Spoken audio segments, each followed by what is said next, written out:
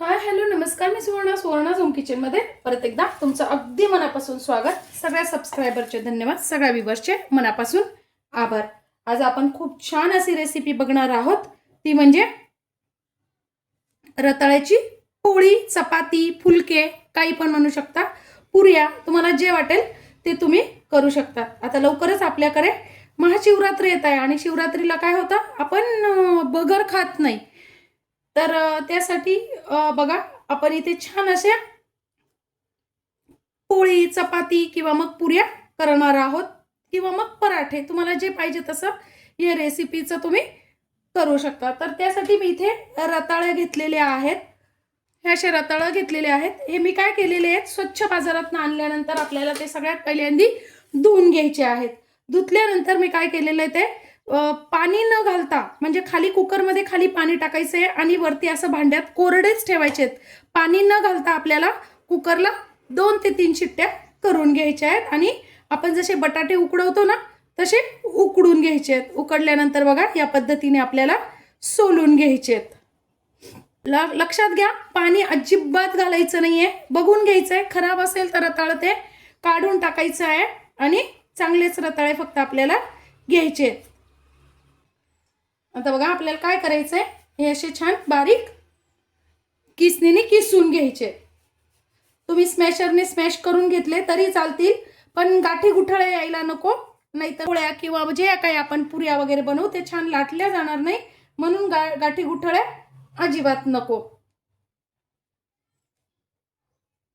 आता बघा या पद्धतीने मी रताळा छान उकडून किसून घेतलेला आहे. पाणी अजिबात नाहीये, खूप कोरडं आहे. आणि त्यात टाकून घेणार आहे साबुदाण्याचं पीठ. साबुदाण्याचं पीठ करा, याआधी पण मी बऱ्याच व्हिडिओ अपलोड केलेले आहेत, त्यात आहे साबुदाण्याचं पीठ कसं करायचं. वाटीभर साबुदाणा मी कढईत थोडासा फक्त गरम करून घेतलेला आहे आणि मिक्सरमध्ये बारीक करून घेतलेला आहे आणि चाळून घ्यायचं आहे. आपल्याला जाड साबुदाणा नको आहे. थोडंसं मी टाकून घेते त्यात मीठ. तुम्हाला यात पाहिजे तर तुम्ही तिखट, मीठ, कोथिंबीर, जिरे असं सगळं घालू शकता, पण मी साध्या पोळ्या बनवणार आहेत, म्हणजेच आपल्याला फुलके बनवायचे आहेत, म्हणून मी फक्त मीठ घेतलेलं आहे. तुम्ही हे भाजी बरोबर, आमटी बरोबर खाऊ शकता.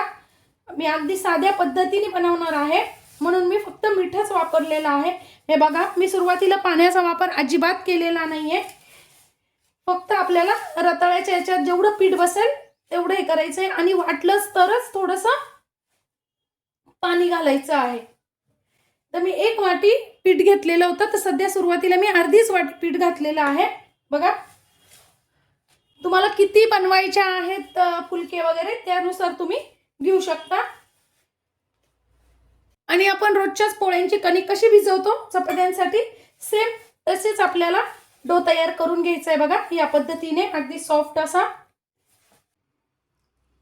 खूप पाणी घालायचं नाहीये, लागेल तसंच पाणी घालायचं आहे. अगदी सॉफ्ट असा आपल्याला डो करून घ्यायचा आहे, मळून घ्यायचा आहे, म्हणजे छान फुलके हलके होतात आणि दिवसभर मऊ पण राहतात. आता बघा सॉफ्ट असा डो मी करून घेतलेला आहे. आता एक 5 ते 10 मिनिटांसाठी आपल्याला हा झाकून ठेवायचा आहे.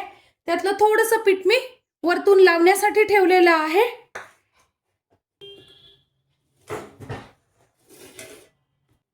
दहा मिनिटं झालेली आहे. पीठ आपलं छान भिजलं गेलेलं आहे.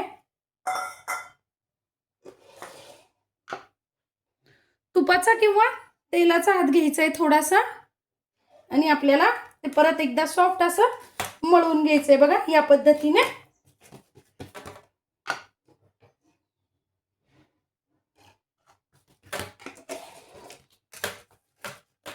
जितकं आपलं रताळ्याचं किस तयार झालेला होता ना किसून, तितकंच आपल्याला साबुदाण्याचं पीठ लागलेलं आहे. तुम्ही हा अंदाज लक्षात ठेवला तरी चालेल. आता परत एकदा असं छान असं मळून घ्यायचं आहे. आता असा एखादा गोळा आपल्याला करून घ्यायचा आहे. बघा मी एवढा घेतलेला आहे. तुम्हाला कसे लाटून हवे आहेत तसे तुम्ही छोटे मोठे तयार करून घ्यायचं आहे. बघा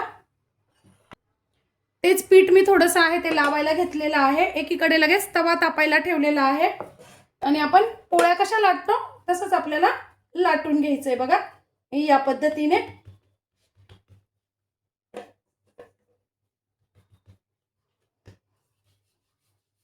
बघा, तुम्हाला जर असं वाटत असेल या कडा काढून टाकायच्या तर तुम्ही डब्याच्या झाकणाने वगैरे काढून देऊ शकतात, पण तशी काही गरज नाही. मस्त असा आपला पराठा तयार झालेला आहे. आता लगेच भाजून घ्यायचा आहे. मीडियम गॅसवर भाजायचा आहे, मोठा गॅस करायचा नाही आपल्याला. आणि तुम्हाला जर इथं तेल तूप लावायचं असेल तर तुम्ही लावू शकता, अन्यथा नाही लावलं तरी काही हरकत नाही.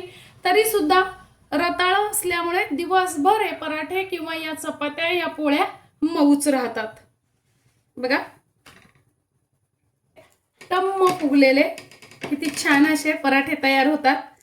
पराठे, पोळ्या, पुऱ्या तुम्ही काहीही करू शकतात. बघा किती सुंदर असे फुगतात आहे, अगदी मऊसूद असे आपले तयार होतात. असे पराठे तुम्ही कशाही बरोबर खाऊ शकता. वा, बघा काय मस्त आपले उपवासाच्या पोळ्या तयार झालेल्या आहेत. काढून घ्यायचा आहे आता हा.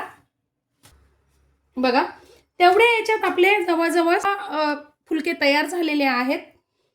फक्त 2 रताळ्या आणि अर्धी ते पाऊण वाटी साबुदाण्याचं पीठ, त्यातलं पण एवढं शिल्लक आहे.